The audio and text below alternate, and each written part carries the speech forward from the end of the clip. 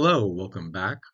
So, having discussed whether corporations are even the sorts of things that can be morally responsible, and having seen a couple different views on the subject, um, we're now going to ask ourselves supposing that corporations have responsibilities, what are those responsibilities?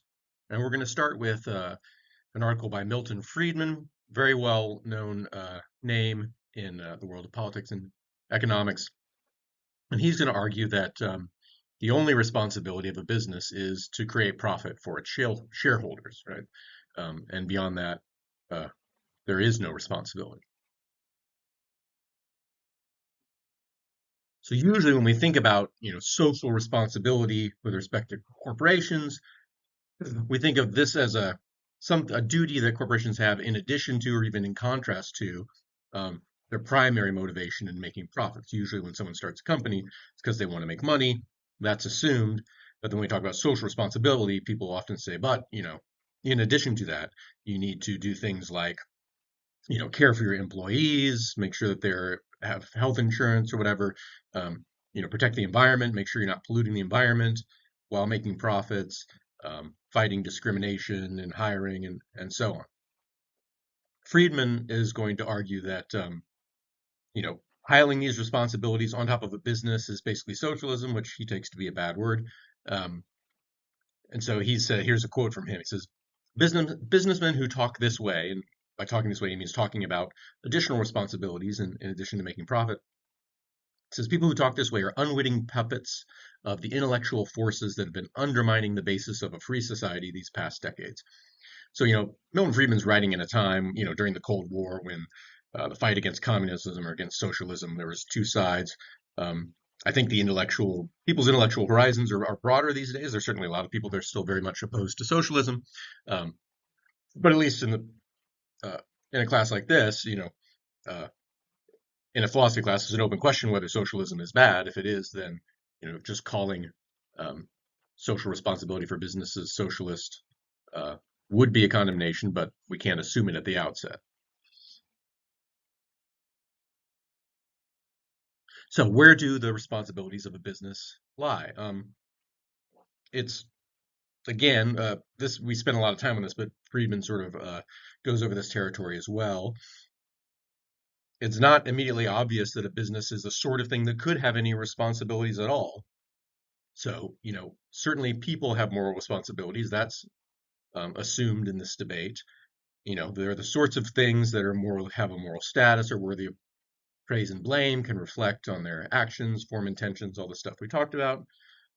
So Friedman argues if a business does have responsibilities, it's not the same way that a human does. It's in sort of derivative sense derived from the humans involved in the business.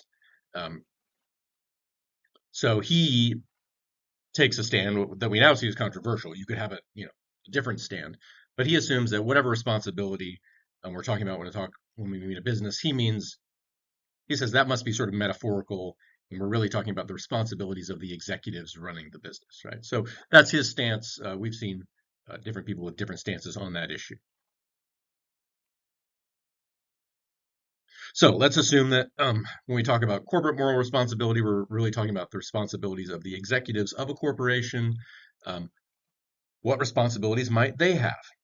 Um, so in our system, right, an executive of a company is an employee. This is different than like the owner. So if I own a small business and I hire everybody and I run the whole thing, he's talking about a different situation. And if you talk about again Exxon or Microsoft or some large corporation, typically even the CEO or the CFO, right? These chief officers, executives of the corporation, they're still hired, and they can be fired, right? So we're talking about executives who are employees of the corporation, right? That don't own the whole thing. So what is the responsibility of an employee? Well, they're responsible to the owners of the business, right? And the owners will typically be the shareholders. In a publicly uh, owned corporation, there'll be anybody, mom and pops. I could buy stock in Microsoft right now, and then I would be a part owner, right, of that corporation. So the executive is responsible to the owners. and their responsibility is to run the business the way the owners say it should be run. Right? Uh, what owners wish, right, is typically to make as much profit as possible, um, legally, right, and within basic social norms, right? So, if I invest in, again, Microsoft, yeah, first and foremost, I want to make money. Obviously, I don't want them to break any laws. That would be bad for me in the long run if they got caught. My investment would go away, and also maybe I don't want them to sort of uh, publicly do stuff that's like embarrassing to me, right? Those would be the social norms. Now, some owners of a corporation have different aims. So there's nonprofits, and their goal is not to generate profit, right? The goal is to create a hospital, or there might be a school. Many universities are nonprofits, and so their goals are different. And if you're executive of a university that's a nonprofit, then your goals are different too, right? You do need to generate enough income often to keep the whole thing afloat and running. Um, but your goal will be to, educate students to the best ability that you can, or something like that.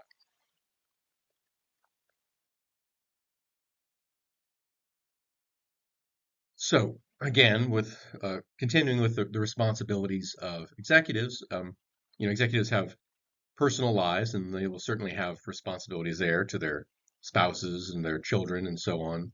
And they may have their own feelings about social responsibility. They may feel that personally, I need to protect the environment, and I need to work on my own time for expanded employee rights or health care for all or something like that. Um, but as the executive of a business, Friedman argues, their only responsibility is to carry out the wishes of the owners. So uh, he doesn't have an argument for this, but it is plausible enough, right, to say, sure. I mean, if I'm taking money to do a job, the person who tells me what my responsibility is the person who's paying me, and this is his assumption when it comes to executives of corporations. So, if that's how we're understanding, the basic responsibility of an executive who's just an employee, what would it mean for an executive to also have some social responsibility in their job, right? Not just in their personal life, um, in addition to generating profit for the owners. Well, Friedman says that would necessarily involve sacrificing profits for some other purpose. Um, so it might involve, not raising prices when it would be optimal to do so, right? If you had felt some social responsibility to keep prices low for the consumers, right? It could involve hiring less qualified candidates if your goal is to help employees from disadvantaged social groups. We'll spend a lot more time talking about affirmative action, right? Later in the course. Uh, Friedman says, promoting social responsibility, again, in your role as an executive, might involve spending extra resources to reduce pollution beyond the level required by law. So certainly, you know, uh, their basic responsibility would involve, complying with the law, whatever that might be, as far as like what you're allowed to dump, right? What sort of toxic chemicals you're allowed to produce. But to say that there's additional social responsibility would mean spending extra resources that could have been profit to the owners to reduce your levels of pollution even below the legal limits. So, in each of these cases that Friedman has described, he argues that what the executive is doing is spending someone else's money, namely the owners, to pursue some social good, right? Reducing profits, raising prices, lowering wages. Um, the owners, the customers, or the employees, right, could use that money themselves to pursue these social goods if they wanted to. Um, and instead, the executive is taxing these people and spending their money for them. So what looked like initially like a good thing, oh yeah, a corporation is, uh, cutting their pollution levels way below, they're shooting for net zero carbon emissions or something like that. Um, well, according to Friedman, uh, what that executive is doing is spending other people's money. Either he's not paying employees as much as they could be getting paid, and he's instead spending that money on, again, cutting emissions. He's might be cutting profits for shareholders. There's lots of stakeholders in the corporation that are basically involuntarily giving up something for this social good without often being asked, right? So Friedman says it's not a corporate executive's job to tax people, to tax his shareholders or tax or her employees. It's the government's job to tax people, right, and decide how money should be spent. Um, in a democratic society, the reason it's the government's job is because the citizenry has some say in what the government taxes and how much they're taxed. We vote. Sometimes it's very indirect. We vote to put somebody in office, and we hope that they're going to, you know, work towards the sort of tax scheme that we favor. Um, but at any rate, the government is at least in principle responsible to the public, and so they're the ones that should be taxing, says Friedman, not a corporate executive who isn't responsible to the public and can sort of do what they want. Um, within certain boundaries, they can get fired. But he says, the reason, right, the government does taxing is because we have a carefully designed system of checks and balances to regulate this sort of thing, make sure that we tax people fairly and spend that money then on social goods fairly, right? So certainly social responsibility falls on the government, right? If we vote to have a system where, if you don't make enough money, you can get food stamps and that money comes from taxes elsewhere, and everyone, we're largely agreed that that's a fair scheme. That's the way that sort of thing is supposed to happen. If we want to reduce carbon emissions, well, then we elect officials that intend to reduce carbon emissions. We put together some legislation and try to get it passed. That's how you fairly tax people and spend that on social goods. When an executive decides to pursue some social good on their own, they're acting as legislature, judiciary, and executive all alone, right? Their own little government, and they're taxing people and spending that money like a king, says Friedman. So, what is the point of an executive, right? Why do they exist? Is this what they're supposed to do? To act like little monarchs and tax their employees and their shareholders? Um, well, no, he says. The point of hiring an executive to run your company is that they can act in your interests, right? While you do other things, right? You shouldn't have to be monitoring them all the time to make sure they're not, again, spending your money on things you don't want. So the executive decides on his or her own to pursue other interests. They've just eliminated the reason for their existence, right? You're supposed to be able to say, hey, executive, here's what I want you to do, go do it, and you don't have to monitor them all the time. So what they're doing is taking over the job of government civil servants. They're taking your money as a shareholder and using it to do what the government should be doing, right? They're not hired as experts in taxation and social spending on social goods. Again, that's what politicians are for. The expertise of a business executive is in generating profits, and that's what they do well. They don't necessarily tax and spend on social goods well, right? That's not what they learn in business school. So, for all we know, right, by trying to uh, get out of their lane and start fixing social ills, they might do it wrong. They don't really know what they're doing, executives. And so, for all we know, they could cause more harm than good in trying to do that. By holding down prices as a social good or raising them to cover social spending and other things, the executives are putting certain types of pressures on the market that can affect the economy in strange and unnatural ways. Friedman is one of those folks that thinks, a free, unregulated market is the best market, and it's going to sort of naturally head towards the good. That can be controversial, right? But he's saying if you're not running around trying to generate profit and instead are trying to do other things, you're warping the market in ways that will be harmful. Now, there are many objections to this. We'll see a whole lecture, right, on this.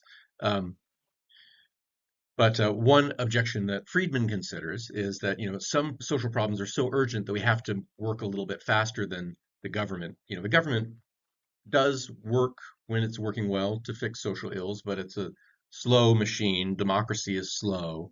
That's just the nature of it. And businesses can act more quickly, right? They can act like little monarchs. And maybe, if you took like a utilitarian perspective, you might say, um, if something is so urgent, right? Climate change, we need to fix climate change right now. There's no way the government's going to do it in time. We know all the business executives to decide, okay, we're going to cut carbon emissions to zero right now. Um, that seems like maybe a utilitarian argument, right, for social responsibility on the part of executives. But Friedman doesn't agree to that. He thinks that's not a just way to approach these things, and often, as we'll see, the utilitarian and people concerned with justice um, tend to clash, right? Um, Friedman's saying, oh, that little scenario you drew, where the businessmen have to save the world, where the executives have to save the world because government is too slow, is basically saying we've given up on democracy, right? We weren't able to persuade people to do the right thing, and so instead, um, we've decided to create little fascist governments. Uh, each business is now, right, uh, deciding how we should run the country, right? Authoritarian social engineering, he calls it. So he doesn't like that objection, right? He has his response to it. Um, this article is coming in fairly short because, I mean, this lecture is coming in fairly short because Friedman's point is fairly succinct, but it's um, persuasive in its way and has been very popular in larger culture, right? This is definitely a situation where a philosophical argument has influenced, you know, the United States economy. Many economists are follow Friedman, right? And yeah, the basic argument is uh, it's not the job of a corporation to fix the world, right? It's the job of a corporation to generate profits, and it's the job of the government to fix the world. And if everybody stays in their lane um, and does what they're best at, that's the best possible situation. All right, so we will pick this up again on Thursday, and I'll see you then.